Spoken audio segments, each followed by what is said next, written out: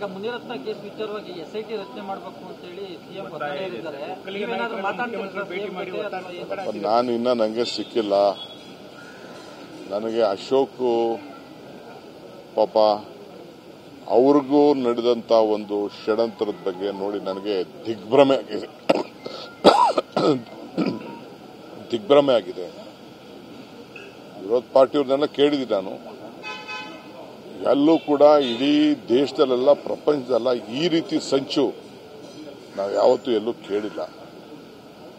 ಅಶೋಕ್ ಅವ್ರು ಮಾತಾಡೋದು ಮಾತು, ಪ್ರಾರಂಭ ಮಾತಾಡೋದು ಮಾತು ನಾನು ನೋಡಿದ್ದೀನಿ.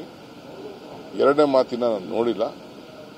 ಫಸ್ಟು ಅಶೋಕ್ ಅಣ್ಣ, CT ರವಿ ಅಣ್ಣ, ವಿಜೇಂದ್ರ ಅಣ್ಣ ಅವರೆಲ್ಲ ಕೂಡ ಇದರ ಬಗ್ಗೆ ಅವರ ಅಭಿಪ್ರಾಯಗಳು ಏನಿದೆ, ಸತ್ಯಾಂಶ ಏನಿದೆ ಅದನ್ನು ಅವರು ಕೂಡ ಪರಿಶೀಲನೆ ಮಾಡಿಕೊಂಡು ತಿಳಿಸಲಿ.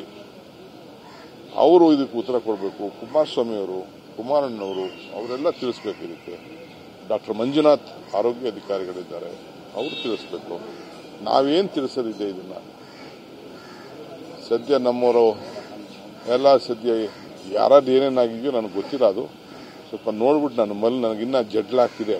ನನ್ನ ಪೇಪರು ಟಿವಿಗಳನ್ನ ನೋಡಕ್ಕಾಗಿಲ್ಲ. ಬಿಜೆಪಿ ಸೇಡಿನ ರಾಜಕಾರಣ ನಡೀತಾ ಇದೆ ಮುನಿರತ್ನ ವಿರುದ್ಧ ಅಶ್ವಥ್ ನಾರಾಯಣ ಹೇಳಿದ್ದಾರೆ. DK ಬ್ರದರ್ಸ್ ಅವರ ಒಂದು ಷಡ್ಯಂತ್ರ ಇದು ಅಂತ ಹೇಳಿ ನೇರವಾಗಿ ವಿಜೇಂದ್ರ ಮತ್ತು ಅಶ್ವಥ್ ನಾರಾಯಣ ಇರ್ಲಿ, ನೆನೆಸ್ಕೋತಾ ಇರಲಿ. ನಾನು ಅವ್ರನ್ನ ನೆನೆಸ್ಕೋತಾ ಇರಬೇಕು.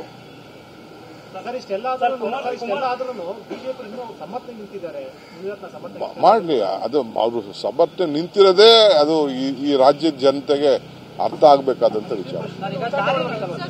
ರಾಹುಲ್ ಗಾಂಧಿ ವಿರುದ್ಧ ಕಂಪ್ಲೇಂಟ್ ಕೊಟ್ಟಿದ್ದಾರೆ, ಬಿಡುಗಡೆ ಮಾಡಿದ್ರೆ ಯಾರೋ ಕುಮಾರಸ್ವಾಮಿ ಅವರ ವಿರುದ್ಧ ಗಂಗೇನಹಳ್ಳಿ ಹತ್ರ